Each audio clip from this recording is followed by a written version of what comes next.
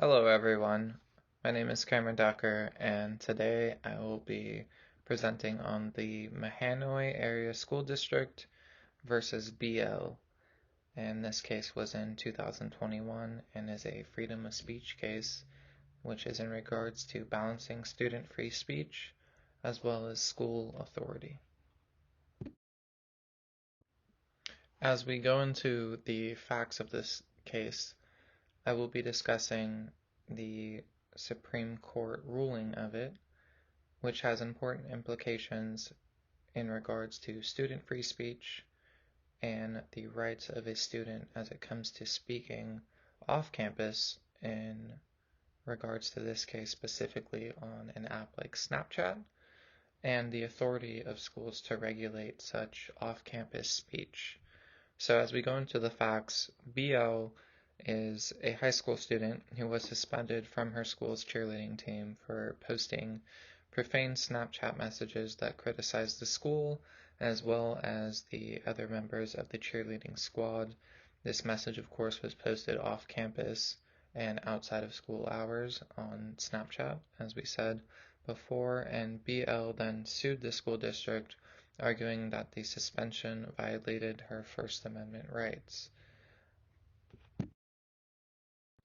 Now, before getting into the reasoning, the holding, or the discussion and analysis of the case, I will first point out that when something is posted outside of school hours and outside of school itself, especially on a private message such as Snapchat, Instagram, Facebook, or anything like that, I believe that that is not in the school's right to sit there and deem a suspension or expulsion or anything like that. So, in my opinion, right off of the bat, just based on the facts of the case, I do think that BL is correct in terms of her lawsuit against the school, but there actually was a legal framework that had precedent for this, which was Tinker versus Des Moines Independent Community School District, which was ruled in 1969, which established the framework for student speech regulation. And they said that schools can regulate speech that substantially disrupts the educational environment. And in that case specifically, the court had to consider if the Tinker standard applied to off campus speech. Now, when that case was decided, since it was 1969, I do not think that they had any kind of indication or regard to something like social media because it did not exist, and I do not think that the Tinker standard actually applies to this case directly. So that is, of course, just my opinion, and we will be moving on to the reasoning of the case.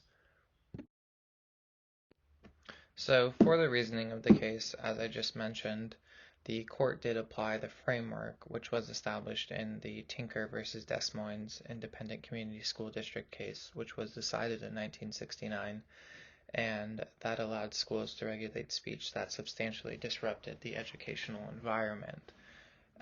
With that, I do not think messages made on Snapchat, while they were profane or not profane, I do not think that they disrupted the educational environment. Not to mention that cheerleading in itself is an extracurricular activity, much like if one were to be on the football team, on the track team, on the basketball team.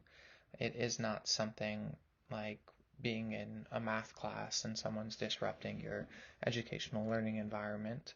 And so the Supreme Court did consider the balance between the school's authority to regulate student speech and the student's right to free speech, especially when the speech occurs off campus. This, of course, was a bit of a hot topic issue as students felt like they were being regulated inside and outside of the classroom, now beyond school hours. I believe that while we are in school, we are to adhere to the school's rules, the school's regulations. There are things that we can say and there are things that we cannot say. But I do think that when it comes to the way that we are to speak off campus, that, especially in a private message, that is our own thought, that is our own private conversation, like a conversation that we would be having behind closed doors and just amongst friends or amongst family. And so I do not think that regulation should apply here, especially to say that it meets the Tinker standard of disrupting the educational environment, because it does not. It is not something where someone is coming into a live classroom and making a big ruckus or making a big scene. They're not saying anything inflammatory to the point where, it has to be addressed in every class. It is simply a Snapchat message, which, to be completely honest, I think is something that now is happening maybe daily in high schools, middle schools, and colleges across the country. Now, in college, I do understand that we are a representation of our university in the way that we conduct ourselves online and the things that we post. But I think even there, the things that we're posting versus them being public as opposed to our private messages is something where the free speech really comes into play here, because it's a matter of what can we say where. And I think in a private message, our ability to say things should be unlimited, as that is the same as a private conversation. Now, for the holding of the case was pretty one-sided when it came down to the judge's rulings.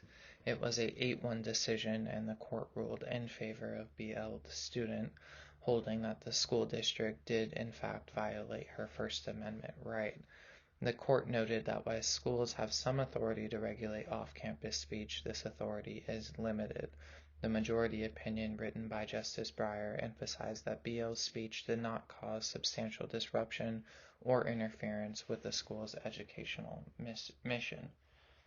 And that is going into what I've been saying throughout this presentation, that I do not think a profane Snapchat message is something that disrupts the educational environment of the school. I do not think that it is something that is so bad that teachers can't teach and kids can't learn. So I believe that the Supreme Court did make a good judgment in this case, and I believe that is the reason why it was an 8-1 decision and, kind of was a no-brainer. So, of course, BL was going into this with a winning mindset.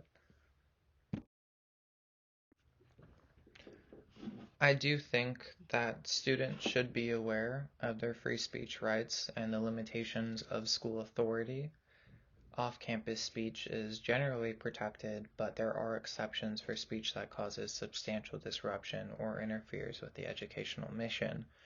Students should exercise caution and responsibility when expressing their opinions, particularly on social media, which goes back to what I was saying in regards to what you're posting on your profile, right? Whether it be Facebook or Instagram, or even if you're, putting something on your Snapchat story or TikTok, there's also Twitter as well. Those things are public. But while it comes to your private messages, that is the same as a private conversation. So people need to take into effect what you are posting on your profile is still considered public, and that can get you in trouble. But what you're talking about in your messages, that's much more of a, gray area, so to speak. That is where your First Amendment is more protected. And when it comes to implications for schools, I think schools must carefully evaluate their policies and actions related to off-campus speech, while focusing on addressing speech that causes substantial disruption or interferes with the educational mission. Schools should provide guidance and education on responsible social media use, as well as the limits of the school's authority over the student's social media post. As far as discussion and analysis, I believe that this case serves as an important clarification of the limits on a school's authority to regulate off-campus speech, that the decision acknowledges the importance of protecting students' free speech rights, especially when they're speaking in their capacity as private citizens outside the school environment, more specifically in private messaging, this being Snapchat Messenger. And the court also recognized that schools may have legitimate reasons to regulate some off campus speech under certain circumstances, such as cases involving severe bullying or harassment.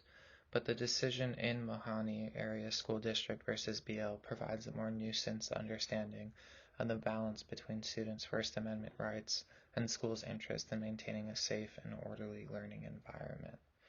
I do not believe that BL ever once, really put in jeopardy this educational learning environment. And I think from the beginning, the school knew that, but they wanted to kind of go above and beyond in terms of showing how much power they have and kind of putting the students in line. So I think at the end of the day, this really was a learning experience for not only the Mohani Area School District, but for schools in general, knowing that there is a limit to their power, there is a limit to their authority, and unless there is severe bullying or harassment that's going on, or some kind of hate speech, that the courts will not tolerate them imposing penalties as far as suspensions or expulsions on children just for what they've said or done in private messaging. They are allowed to not agree with things that the school is doing.